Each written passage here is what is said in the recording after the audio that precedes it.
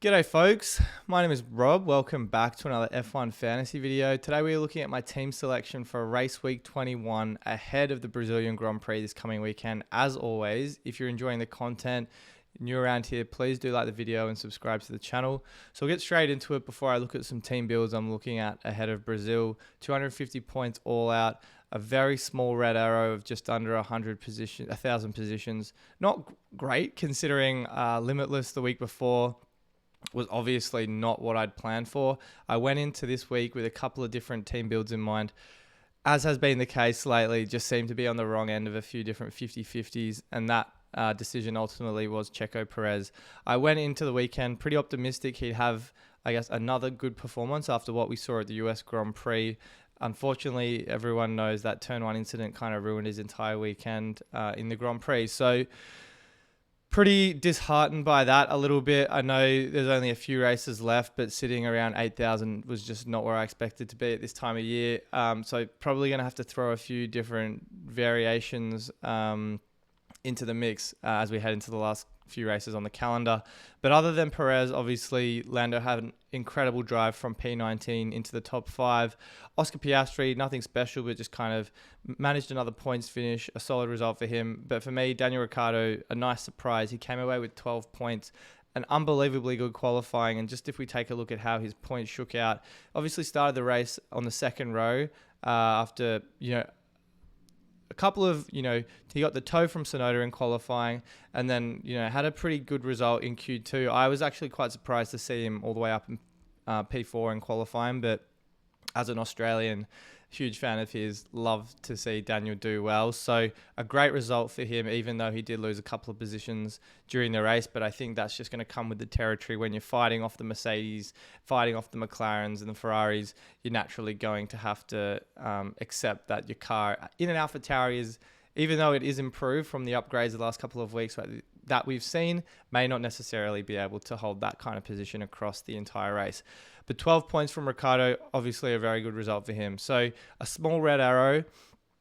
As I said, not really the momentum I was hoping for at this time of year, but I have got wildcard up my sleeve that I'm planning to use this week or next. Autopilot, very much the same deal. So hopefully we can make the most of that. But again, another weekend that was probably a little bit below expectations.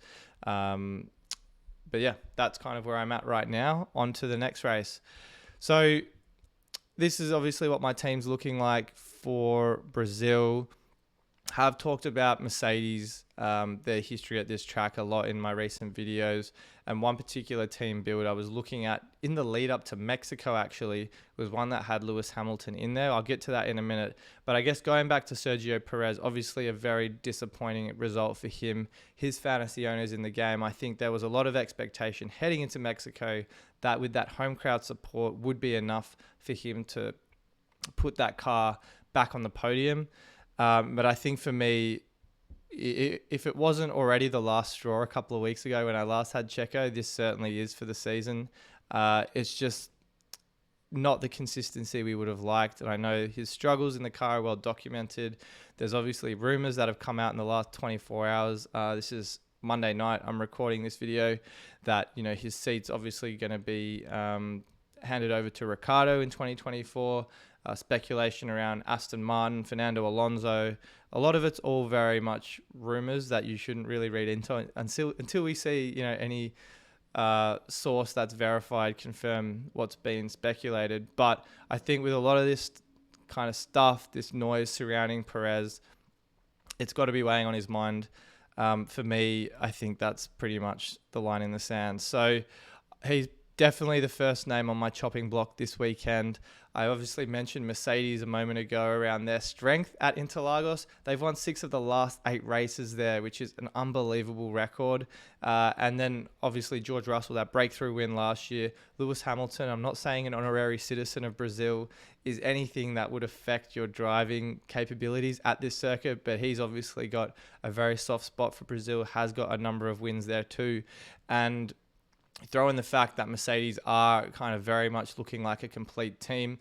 Lewis in particular is chasing Checo for P2 in the drivers. So I fully expect after the performance we've seen fantasy-wise from the Mercedes duo in Mexico that something similar could be on the cards in Brazil. Now, I think, again, being on the wrong end of a number of these decisions, budget obviously takes a hit for me too. Hopefully you guys watching this are not quite in the same boat.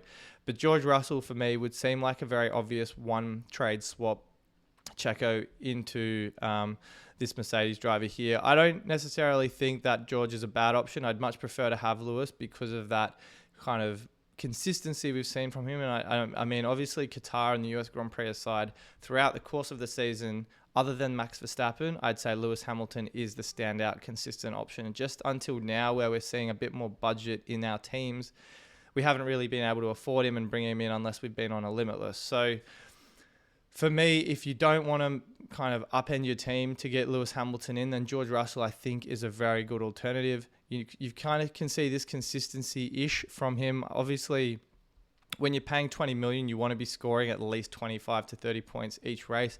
We saw that in Qatar. We saw that in the United States. Both sprint race weekends. Can George replicate something like this in Brazil? He obviously won here last year. So I think Mercedes typically quite strong around this track. If he can convert, that kind of performance we've seen lately from the Mercedes into Lagos, where he obviously did well last year, then I think he's very much a viable option if you're trying to just, let's say, for instance, you haven't got your wild card, you're reluctant to take hits, a one-for-one swap Perez into George Russell could certainly be an option.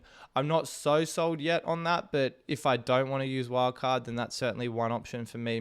McLaren still look very, very solid, so I can't see myself dropping Lando. I can't really see myself moving away from the McLaren constructor because of that value. 16.7 million, you're just not really finding anything else in Mercedes and Ferrari at that same price.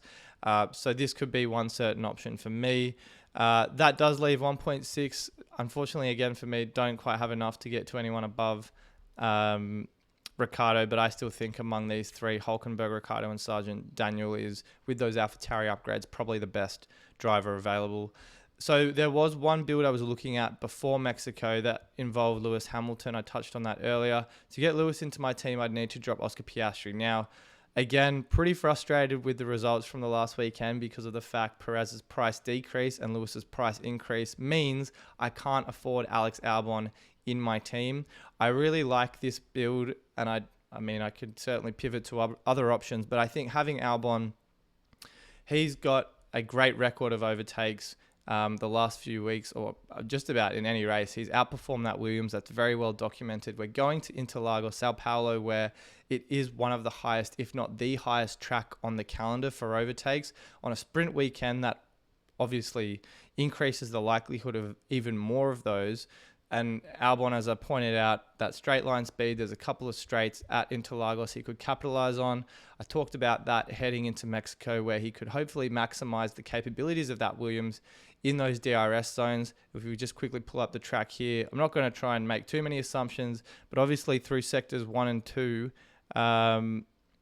great opportunity for Albon to get as much out of that Williams as possible. So really like that. Obviously it may struggle a little bit through Sector 3 here, but notwithstanding that, I fully expect Alex Albon to be in the box seat for another great weekend. Just looking at his history quickly, 13, 14, 23, putting aside his DNF in Japan, 12, 12, 17. I mean, these are all exceptional scores. I think that's exactly what you want for someone at 11 million. He's flown up in price the last few weeks too. So I still think there's room for him to increase in value, even with only 3 races left on the calendar. I obviously can't get to him. So another option for me could be to double down on AlphaTauri. Sonoda has been out of the blocks lately. He's, I think, if we quickly jump over to F1 Fantasy Tools, he is the 4th highest over the last 2 race weeks, averaging the 4th highest number of points among all drivers, behind only Carlos Sainz, Max Verstappen, and Lando Norris. Obviously, Max and Lando, in a rich vein of form at the moment. Carlos Sainz just a driver that's not DNF compared to the Hamiltons and Leclercs and other guys, and Piastri, for instance. So, that is exceptional value for Yuki Tsunoda. So I could certainly double down on AlphaTauri. And I guess Joe, if I just pull him off, Joe certainly becomes another option for me too, but I'm favoring the AlphaTauri upgrades. Tsunoda's ownership has increased a lot in the last few weeks as a result of these great performances. So keep Tsunoda on your watch list if he's not already in your team. Now, something I probably am reluctant to at the moment, but really hinges on whether I think Perez will finish the race, which at this point in time seems like a coin flip at the moment. But if you expect George Russell and Lewis Hamilton to consistently outperform the rest of the field across the entire weekend, then you could certainly bring in the Mercedes constructor. Now, the reason why I'm probably a little reluctant to do that is because all Perez has to do at the moment is finish the race. Max is pretty much a guaranteed win at the moment. We've seen that from him the entire season. And when Perez and Max both finish the race, or at least when Perez finishes the races and Max typically wins the race, they're on for about 70 or 80 points a week. So jumping back to the F1 Fantasy Tools guides, again, the only time this Red Bull constructor has been outscored by, Ferrari, McLaren, or Mercedes is in Japan, where they didn't win, is in Mexico, where they had a DNF, and in Singapore, where they didn't win, Japan, when Perez had a DNF, and then again, when in Mexico, where Perez had another DNF. Perez, again, didn't finish the race in Qatar, but again, they were still the second highest scoring constructor that weekend. So it's very hard for me to want to just jump ship from Red Bull entirely unless I fully expect a double Mercedes podium, Max obviously in the top three, which I fully expect, and Perez out of the points entirely, which if he finishes the race, he's almost always going to be on for a points finish. And that's going to necessarily mean, they're kind of scoring around 70, 80 points if we look at the form in previous races, let's say in the first half of the season. So I'm not saying it's an absolute certainty or an absolute lock to go for Mercedes, but that would mean I have just enough to squeeze in. I had Oscar Piastri in my team already.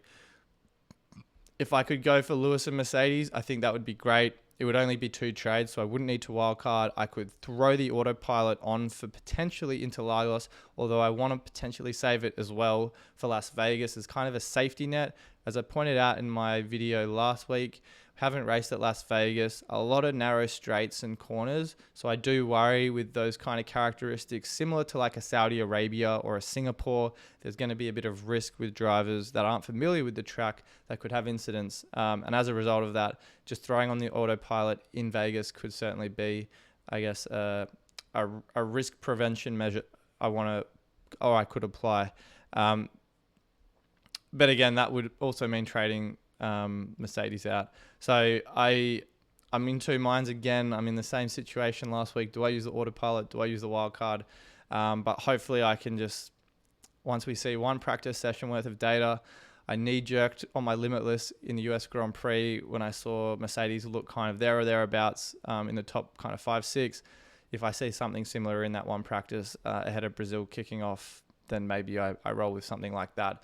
The thing is, low owned. If Red Bull wins, I'm going to suffer even more. If Mercedes somehow do very well, which is very possible, then I could be on for a rank increase back into the top 5,000 or so.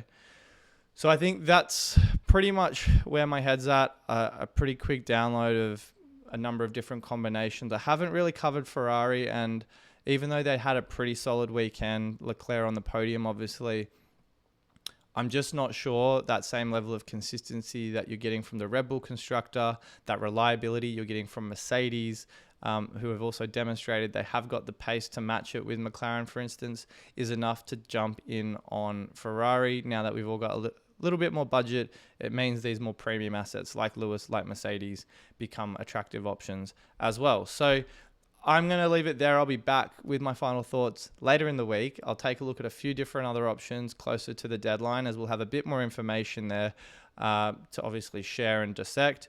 But thanks again for dropping by, guys. I'll be back later in the week, and I'll see you all very soon.